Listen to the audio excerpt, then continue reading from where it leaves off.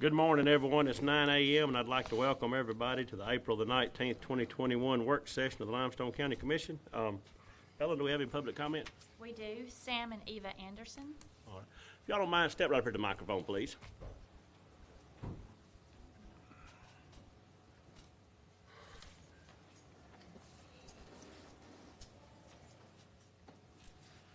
All right, good morning. I'm Sam, this is Eva, and we're here representing our neighborhood just past the Sheriff's Rodeo off Sudbury Lane in West Limestone. And for the past few weeks, we have had a problem with noise, in particular subwoofer bass noise, coming from the building at 17480 Sudbury, where they have been using it as a church, a meeting place, and just kind of a party venue.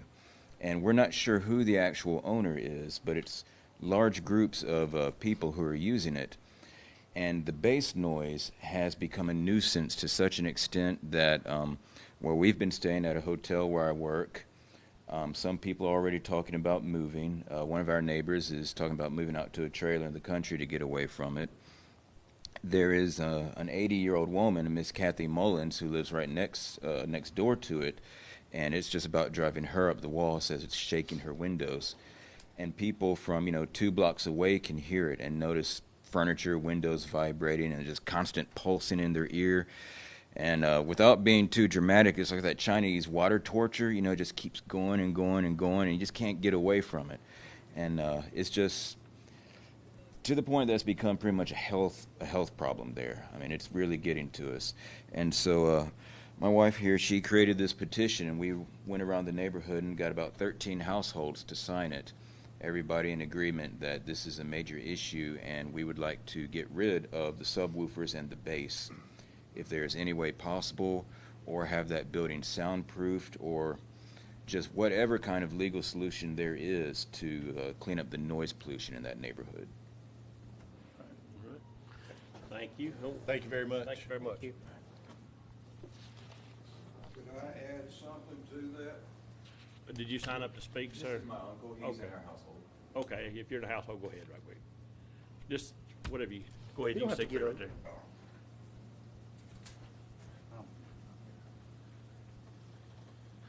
My name is Tommy Anderson.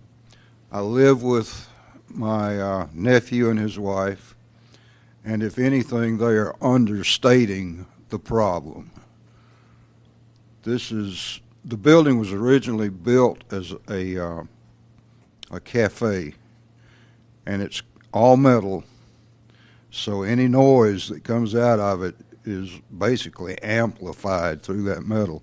And the people who are running it have speakers that stacked up that are 10 feet wide and reach the ceiling, and they turn it up to 11, and they do it every day of the week. So if it was next to you, you'd be pulling your hair out.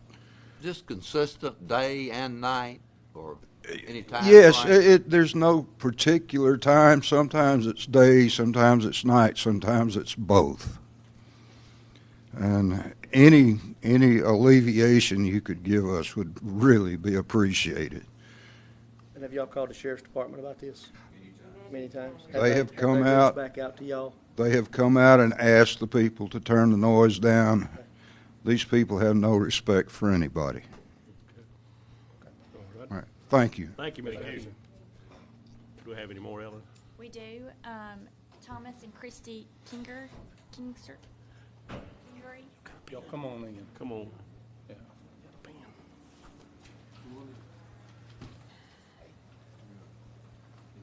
What's the last name? Kingery. Kingery.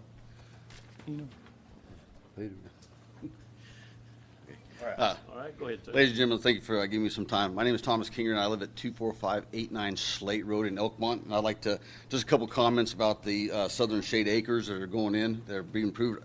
I spoke to the engineer, and I was hoping Mr. Chambers would be here to speak to. I've been trying to get on his calendar about this. There's 2 concerns I have. Is one, they went and redid the survey, and they only surveyed about halfway down the property.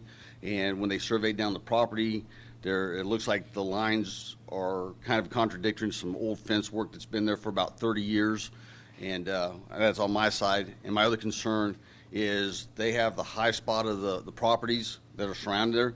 So there's going to be runoff, and I'm trying to address my concern is the runoff from that property as they build up higher to shed water from that property and the homes that are there. They'll be coming down on my property. Like I said, I tried to get on Mr. Chambers' calendar. So far, we haven't been able to pair up to speak to these issues.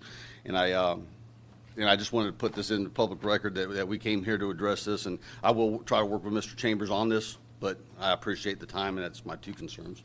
Okay. Thank you. All right. Thank y'all. Thank You y'all. familiar with it, Mark? We're going to, what, you want this? You want to go sit down? Yeah. Yep, sorry. Thank you. Thank you. Thank y'all. Any more, Ellen? Jonathan Yurden. Jonathan? All right. Hey, Jonathan's going to speak on the budget revision. Yeah, the budget revision. So what that is, in 2020, we had done a aerial imagery project through the GIS consortium. And one option on that consortium that was an extra $192,000 was what they call the oblique photography. What that is that's the photography that's taken from the air but at an angle. Ortho photography is straight down and oblique is from the sides. What the oblique photography from the sides does is it allows you to see all four sides of the house. Brian Patterson uses this all day, every day, which I didn't find out until after we had already agreed to do the $228,000 project of just the ortho photography. So I went back to the company, and they more or less cut us a deal because it was supposed to cost us $64,000 a year.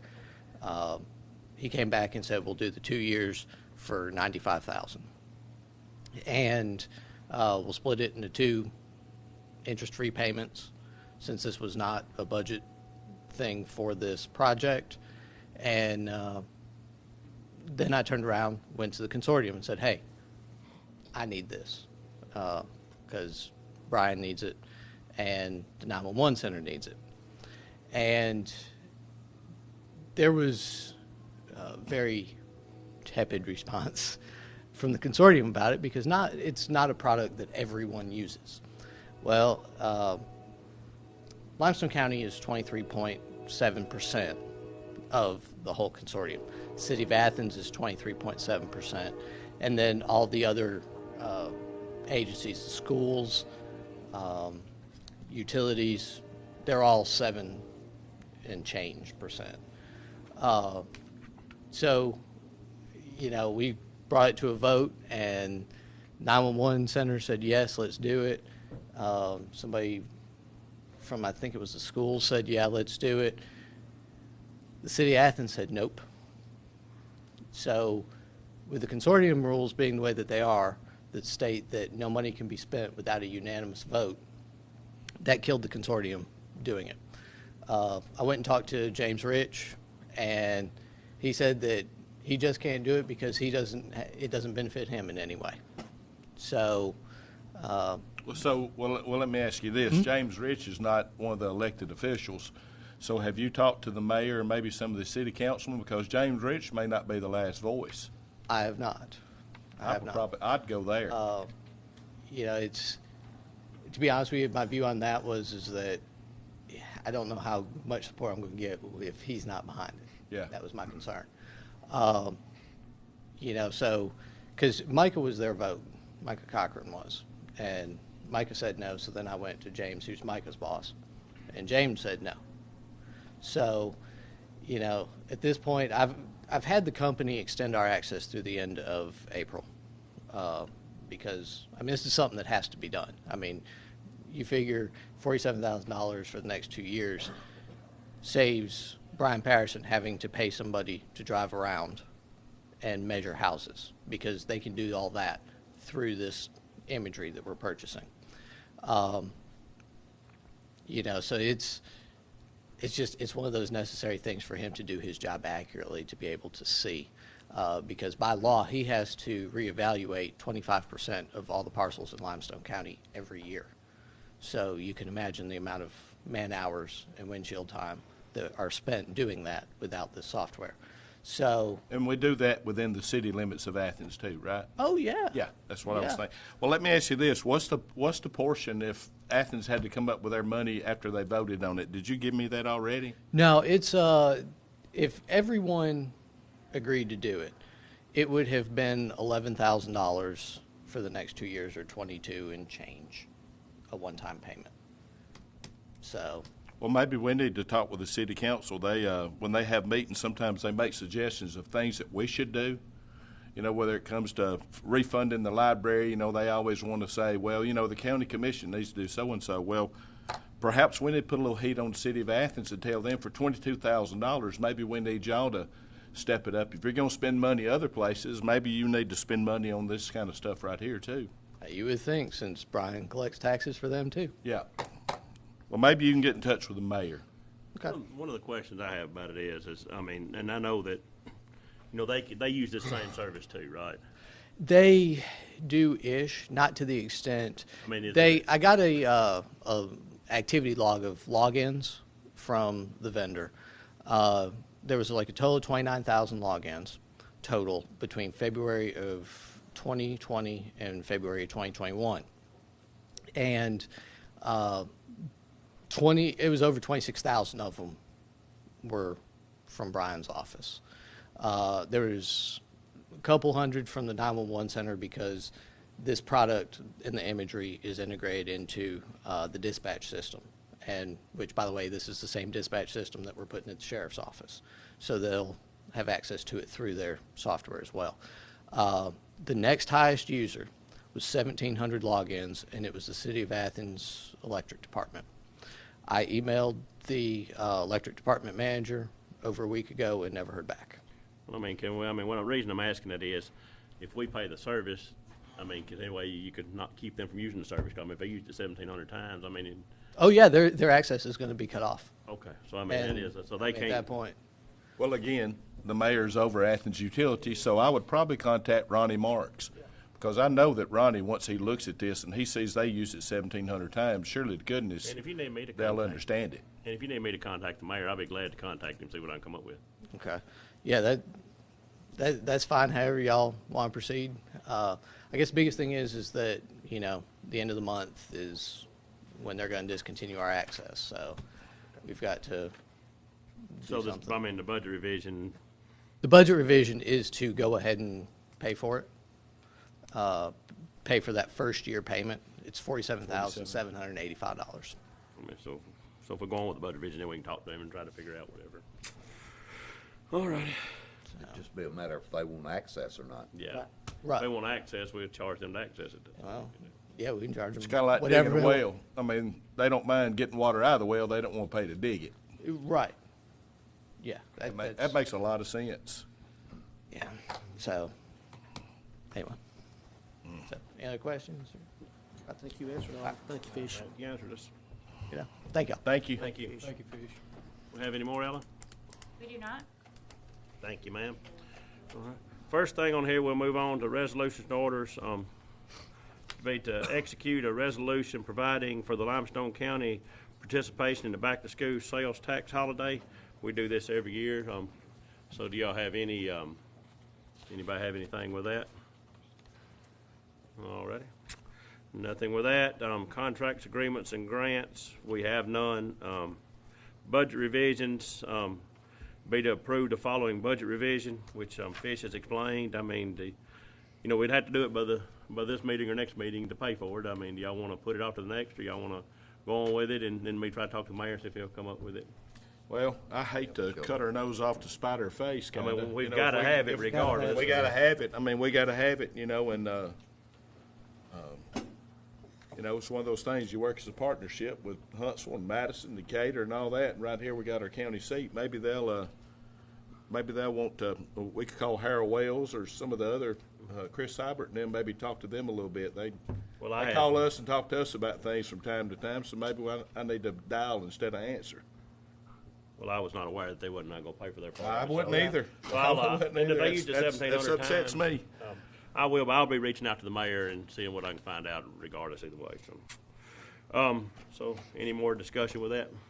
So we're gonna go ahead and proceed with it then? Yeah, cause Yeah. I mean, it's one way or another, we gotta have it, I think so. All righty. So no more discussion with that. We have no merchant purchases, no board appointments, no award of bids. Personnel action will be to approve to hire, John Roberts for equipment operator, position 1 in District 2. Danny, do you have anything with that? Anybody have anything with him? All righty. And the next thing on here will be to approve the following 21 merit increases amongst all the employees for the next little while. So anybody got anybody with any issues on the list? Nothing with that. We'll move on to our engineer's report. Mr. Massey. Thank you, Mr. Chairman. We've got 4 subdivisions for your consideration today. Harris Place, this is a replat of Tract 21. This is a minor subdivision, just correcting a couple of lot lines. So it's preliminary and final. Affects 2 lots in District 4. This is south side of Harris Loop Road, approximately 1,900 feet east of the intersection of Harris Road. And then Holland Hills subdivision, this is minor. It'll be for preliminary and final. It's creating 4 lots in District 2. North side of Holland Lane, east of the intersection of Mooresville Road. And then Southern Shade Acres, which was discussed today. It's a minor, so it will be for preliminary and final. It's 2 lots, creating one new, so they're dividing 1 lot into 2. In District 1, west side of Slate Road.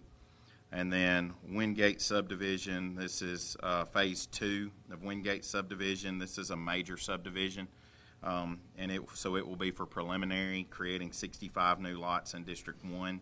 This is east side of Alabama Highway 251. So that's all that I have for your consideration today. As a way of just kind of keeping you up to date, we are expecting the paver to be in one day this week. We should have training 3 days next week on it. So we should be good to go by the end of the month for sure. So that's where we are. I think we're on Snake Road today, completing some patching, and then we'll be moving to Black Road. Does anybody have any discussion with Mark on anything or any of the subdivisions? Mark, are you aware of what Mr. Keenum was talking about? I mean, I don't know. It's like I say, it's 2 lots. To me, it's creating one flag lot. It looks like back to a house or a residential property, 0.72 acres. Then the other is going to be, it's not being divided any further to create any additional lots. So, I mean, there's the possibility of one more residence, but as far as drainage and that kind of thing, we looked at how it affects the right-of-way, and they're taking that into account. But like I said, they're not dividing it to the point to where we would have to talk about retention ponds and that kinds of thing. Like I said, it's one lot, because one lot goes back to an existing property because it's already got utility easements and utilities going back to it, and then the other lot is just the remaining acreage. Okay. I know it's a low-laying, flat area, and it's, it can be an issue, but. Yeah, I do understand. I mean, yeah. There's several low spots, but okay. As far as both lots meet our subdivision regulations it's for a hard. minor subdivision. Okay. We've got to do a lot of work in that area too. So anyway. Okay. They've given us right away an easement to go ahead and meet our current standards too. So. Is that right? Okay. That's all I have, Mr. Chairman. All righty. Anything else from Mark? Nothing else. We'll be moving on to other business. Number 1 on here be to issue a proclamation declaring this month of April as Fair Housing Month. This is to work with our grant that we're working on. I think Commissioner Black and Michelle's been working on that for the where we could get some broadband internet out in the rural parts of the county, so that's what this is all about. Does anybody have any discussion with it? All righty, no more discussion with that. Second on here, be to approve the sale of the following on gov deals from EMA, which was item listed below there. And we have no schedule, any discussion with items sold from EMA? Nope. No discussion with it. All right. No scheduled public hearings. Report of officers, Commissioner Sammett, I don't have anything this time, Mr. Chairman. Commissioner Barksdale. Yes, Mr. Chairman, thank you. I was recently made aware that Breland Homes, one of the largest home developers in Limestone County, developed Cliff Farms over in Madison County. And currently, they're charging a 3% development fee to recover their costs of infrastructure paid for by Breland in the development of the project. Both development fees and impact fees are for infrastructure improvements and are essentially the same thing. And I'm pleased to see that Breland recognizes the importance of the people utilizing the service should pay for it. I continue to believe that Limestone County would benefit from impact fees. Subdivisions developed by companies like Breland create tremendous costs for county government, such as roads, traffic control, schools, and other public requirements. If developers recognize the need for impact fees, there should be a message there for local governments. That's all I have, Mr. Chairman, unless y'all would like to discuss that, or I think that would warrant a study anyway. Thank you, Commissioner Barksdale. Anybody have any questions? All righty. Commissioner Black. Yeah, I've got the 2021 County Legislative Report. We'll go ahead and do that during the work session. I'm supposed to do it sometime this morning. We've got down here just what the ACCA has done, working with all 67 counties during this regular session. It says the governor's enactment of law allowing for safer places to be established statewide. That was into law on April the 7th. This new law allows county emergency management teams to work with local businesses and organizations about the safer places during severe weather. You know, I know my dad used to really get upset when we'd have a tornado watch and everybody trying to run to the hospital and get in the. I never understood that. You know, the majority of it's made out of glass, and the last place you want a large congregation of people is in the emergency room if you're going to have some type of disaster and you're going to have people coming in there. So these safer places are temporary cover during severe weather, and with EMA and stuff, they're establishing those. The second thing is law streamlining nomination process for county boards of equalization. You know, this is one of those things that's not very well widely discussed about, but the new law streamlines the nomination process, and the state can ensure these boards are adequately staffed. And when you're talking about tax appeal cases, so that's something that our County Commissioners Association was really involved in. And then expanding location options for county property taxes. This will be effective July the 1st. This new law will update procedures for county property tax sales by allowing tax sales to be conducted not just in front of the door courthouse, you know, so you have to go in to do all that. What you can do is you can do it anywhere on or within the premises of the county courthouse or courthouse annex. So it gives you more options. You know, it's kind of speeds the process up. So that's something else they pushed. But that's it. Well, I'll have another one here in about 2 weeks. So thank you very much. Thank you, Mr. Black. Commissioner Townsend. I don't have anything. I'll hold for the regular meeting.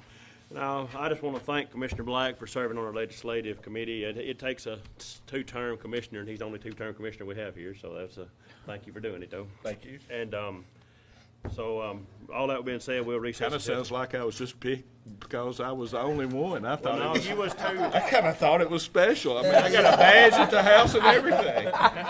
Well, you are special. All right, thank you. We will recess until 10 a.m. Thank everybody for attending.